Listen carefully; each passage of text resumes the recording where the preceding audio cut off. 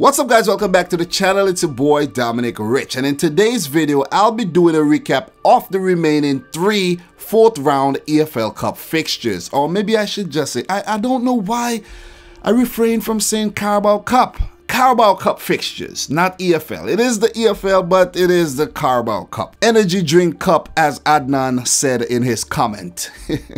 For all the returning viewers, thank you very much for coming back. But for the people who are new around here, my name is Dominic Rich. I run this channel called Dominic Rich FC where I talk about football on a weekly basis. So if you like what you see, make sure hit the subscribe button and stick around for more. Guys, I have a lot of regrets in life, but one thing I'm yet to regret is getting this card from cardsplug.com. Guys, I put a link in the description box down below. Use the coupon code dominicrichfc to get yourself one. They come in about 80 different designs. You don't have to get this one. This is the legend design because I am legend. And you could personalize the card however you want. You could get a picture of your boyfriend, your girlfriend, your mom, your dad, your son, your daughter, anyone you cherish and love dearly.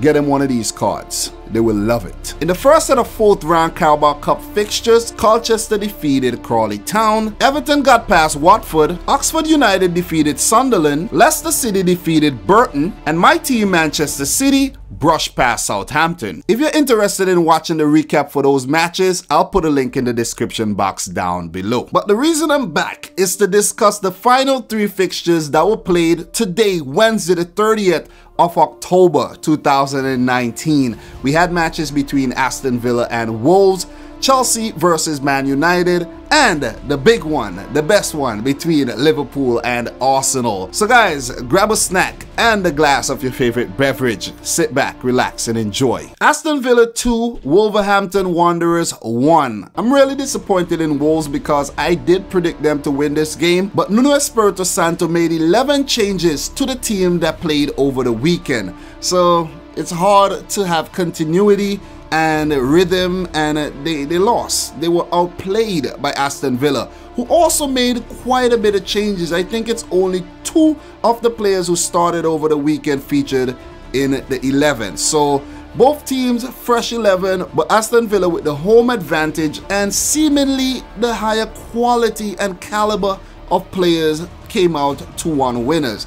And I did say that Wolves have a better backup brigade, but they didn't even play a lot of their backup players. Some of these guys, I never even heard of them. So it's understandable that they lost the game, but I don't think Wolves will be too sad about this because they're currently focusing on surviving another Premier League season and competing in the Europa League, a competition where they have been performing very well. So one less competition, they're doing themselves a favor by actually losing. I'm not saying they lost the game on purpose, but Aston Villa, I think, needs this way more than Wolves does. Anwar El Ghazi opened the scoring for Aston Villa in the 28th minute, and Patrick Cutrone equalized for Wolves in the 54th minute, and that should do a world of good for his confidence because the young man has been struggling to put them in the back of the net despite having a brilliant start to his career, even earning an Italian cap. So after Cutrone's equalizer, Aston Villa took the lead 3 minutes later through Ahmed El Mohammadi. I had to take my time and say that name because it's kind of hard to say. But with that goal, the Egyptian gave Aston Villa a well-deserved win. They move on to the quarterfinals of this year's Carabao Cup. So after getting 3 out of 5 predictions right yesterday, I currently have 0 out of 1 today. Chelsea 1, Manchester United 2. For this game, I predicted a win for Chelsea and they lost the game. So that's 0 out of 2. I'm really doing bad today when it comes to my predictions though. Both Chelsea and Man United showed intent by fielding very strong 11s. Well, a lot of these players feature in their first team week in, week out. So not like Aston Villa and Wolves where they rested a lot of their first team players. Both United and Chelsea came out here to win this game. But ultimately, only one team will move on, and that team will be Manchester United. Marcus Rashford scored Man United's first goal in the 25th minute from the penalty spot. And the way they got that penalty was very suspect. This guy Daniel James is a diver. big time. He is a diver. I've seen it before and I'm seeing it now, and it's becoming clearer and clearer to me every single week. On the weekend against Norwich, he dove. Today, another dive. Like, he needs to cut this out of his game. Seriously, he needs to cut it out of his game because he's building up somewhat of a reputation here. And if VAR was available for this EFL Cup fixture, I think they would have overruled the referee's decision because it wasn't enough contact for him to go down.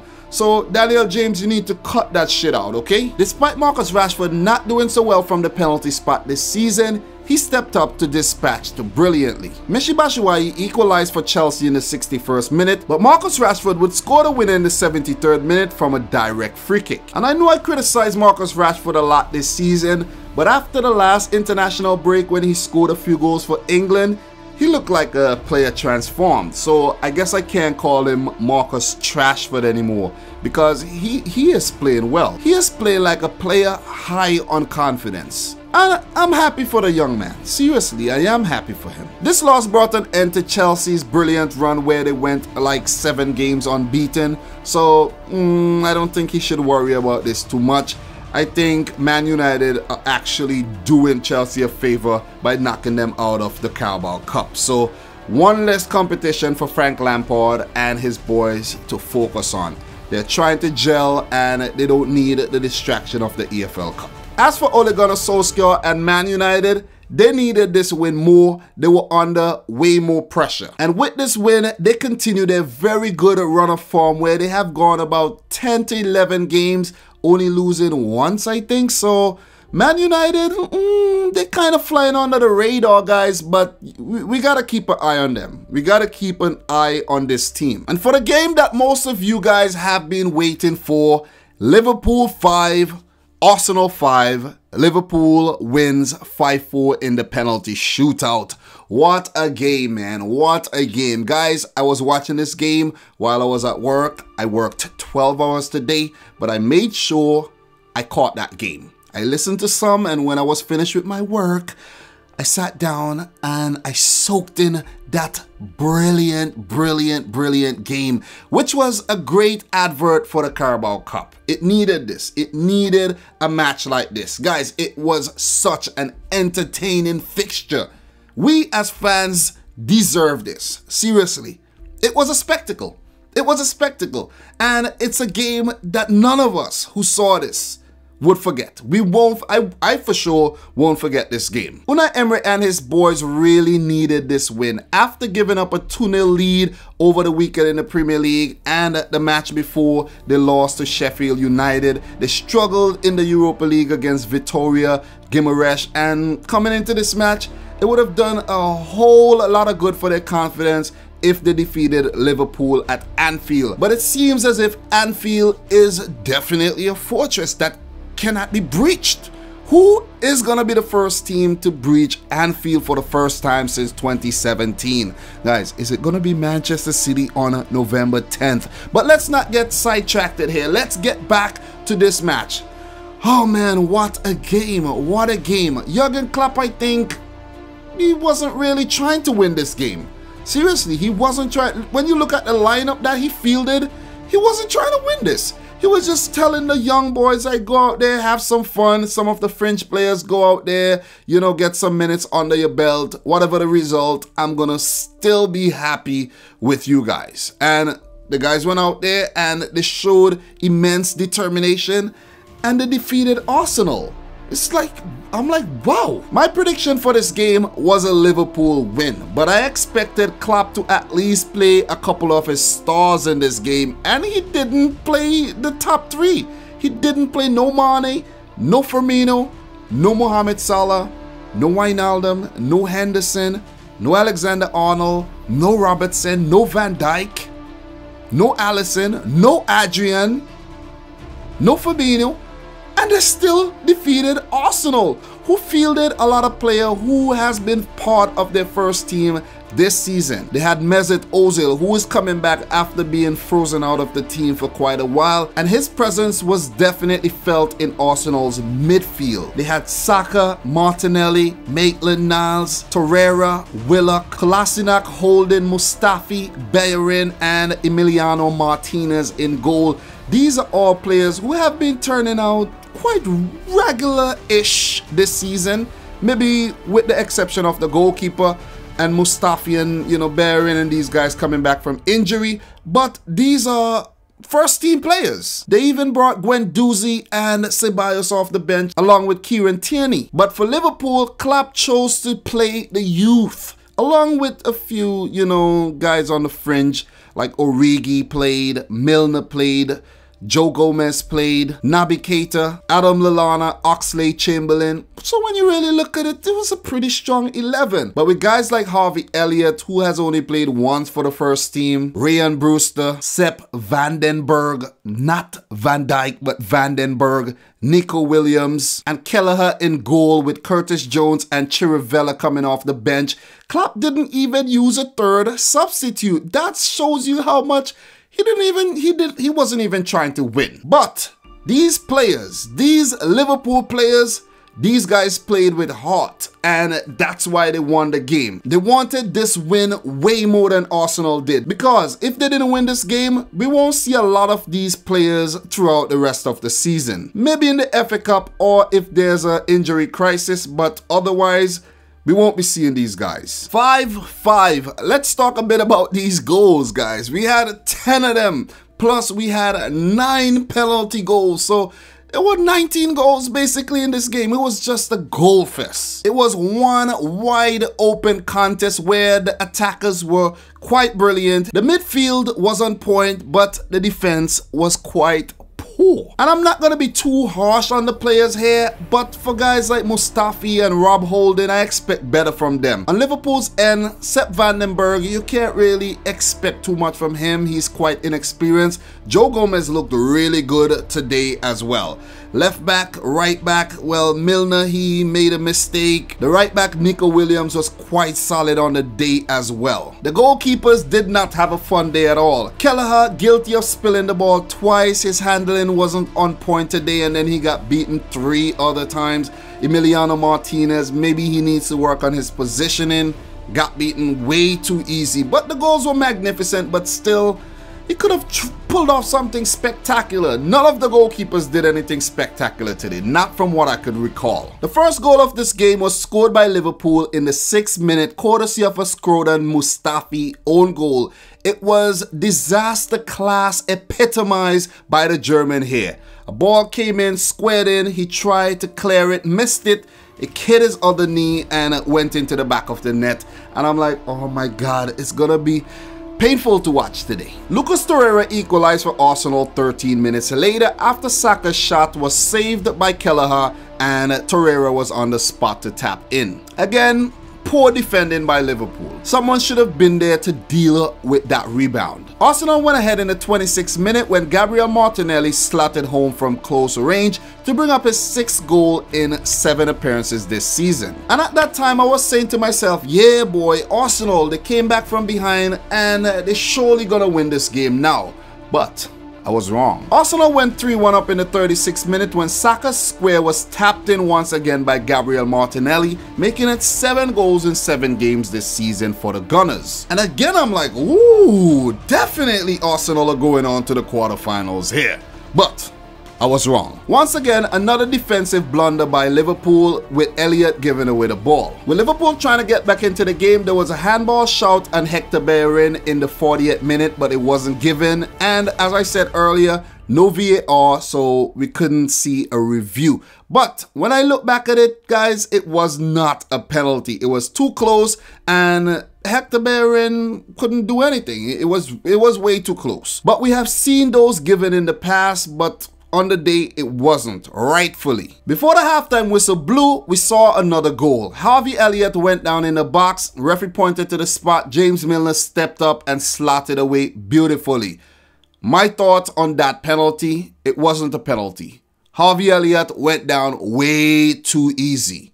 I know some of you guys might be saying, yeah, it was a penalty, but it's just my opinion.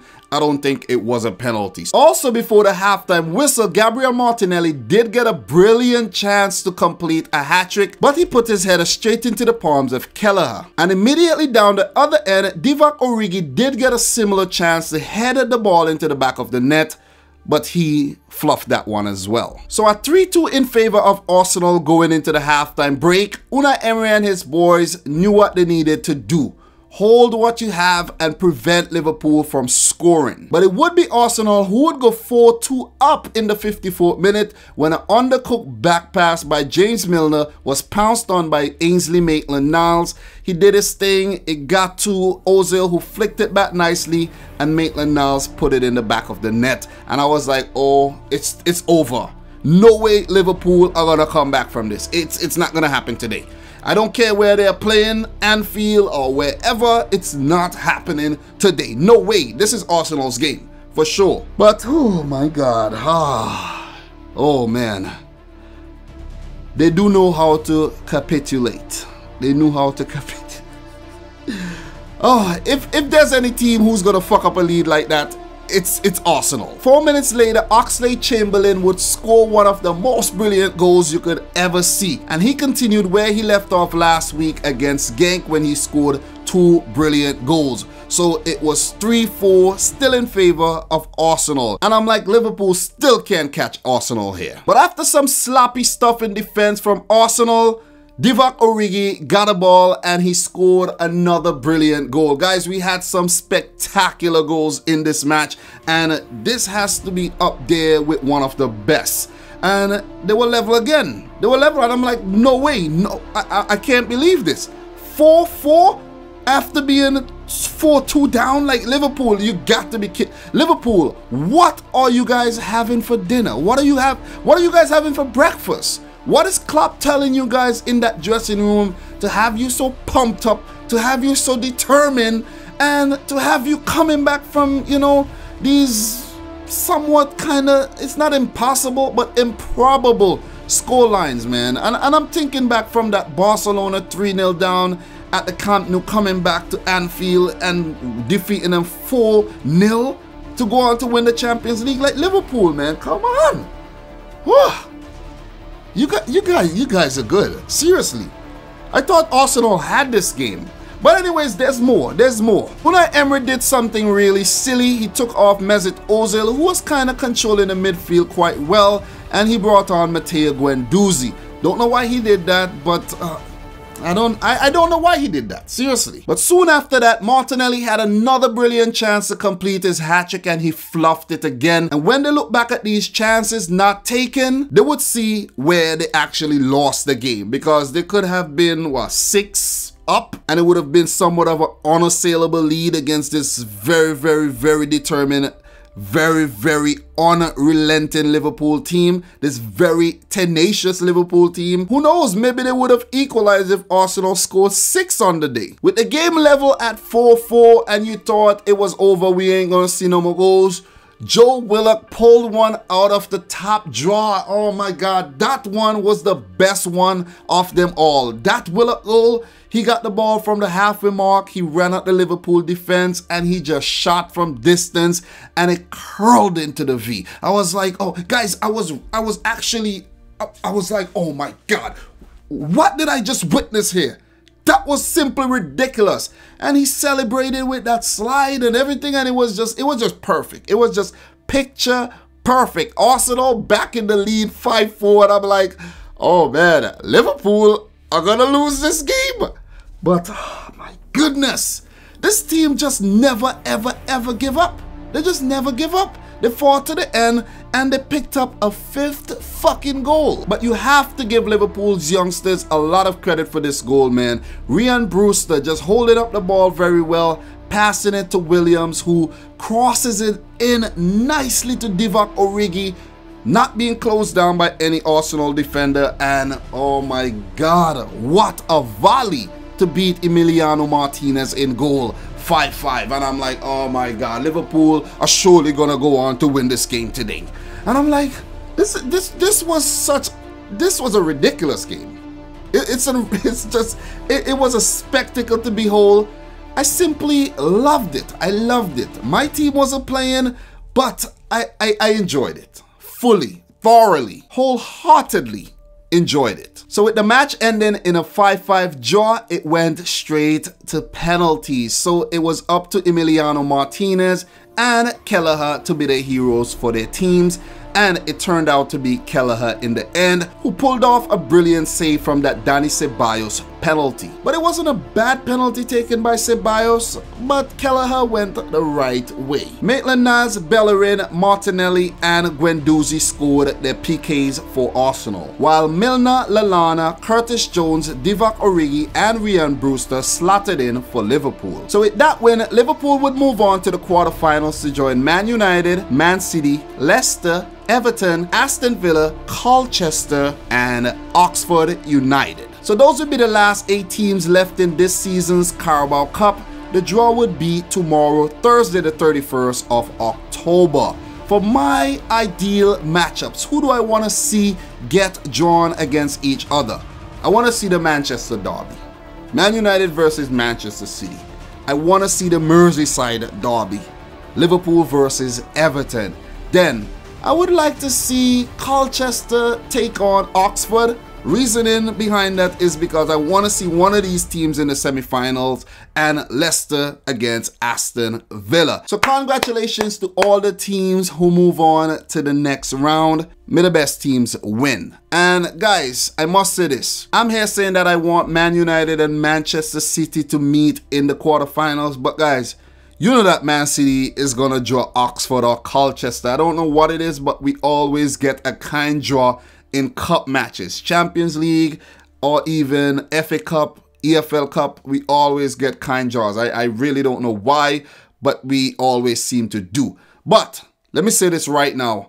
I still want to see a Man City versus Liverpool final. Do you guys want to see it? Let me know your answer in the comment section down below. Also, if you're getting to the end of the video, thank you very much. If you're new, make sure you hit the subscribe button. Don't forget to hit the thumbs up button. Visit cardsplug.com to get yourself one of these, hang it up on your wall. Give it to one of your friends as a gift, son, daughter, any of your loved ones, because this card is made with lots of love. So, from your boy Dominic Rich, I'd like to say thanks for watching again.